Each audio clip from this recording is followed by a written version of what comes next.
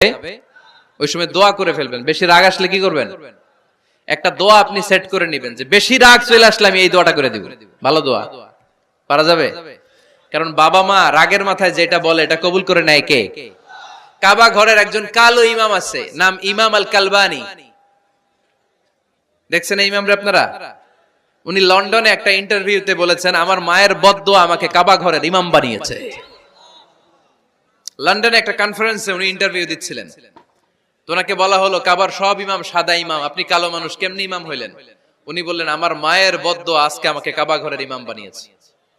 উনি বললেন, আমি ছোট্টবেলা অনেক বদের হাট দিছিলাম, আমার মতো দুষ্ট আমার এলাকায় কোনো ছেলে ছিল না।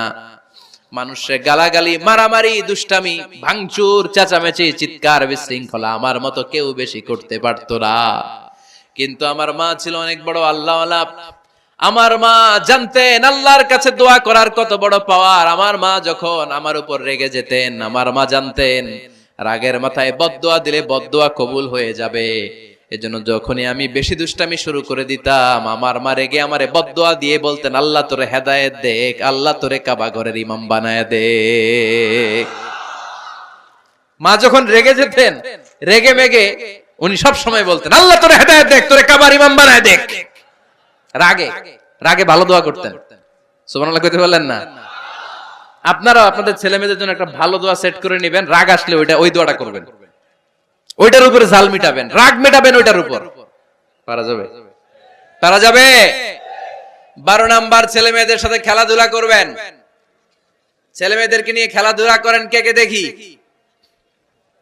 ঘরে খেলবেন, বাগানে গেলে খেলবেন, ছোট্ট বল নিয়ে আপনি দিবেন আপনার ছেলের হাতে, ছেলে দিবে আপনার হাতে। খেলাধুলার দরকার আছে না? আল্লাহ রাসূল সাল্লাল্লাহু আলাইহি ওয়াসাল্লাম বনুল আব্বাস চাচাতো ভাইগুলোর এক জায়গায় এক লাইনে দাঁড় করাইতো আর বলতো, মান সাবাকা ইলাইয়া ফালাহু কাদা ওয়া কাদা, যে দৌড়ে এসে আমারে ধরতে পারবি তার এই পুরস্কার দিব। ওনার চাচাতো ভাইগুলো পাগলের মতো একসাথে দৌড়ে এসে কেউ বিশ্বনবীর কাঁধের উপরে উঠতেন, কেউ বুকের উপরে উঠতেন। বিশ্বনবী সবাইকে সবার হাতে হাদিয়া তুলে দিতেন। বিশ্বনবী নিজের কলিজার টুকরা কন্যা ফাতেমা রাদিয়াল্লাহু তাআলা আনহার 2 সন্তান হাসান আর হুসাইনকে নিয়ে সব সময় খেলতেন। পড়েন সুবহানাল্লাহ।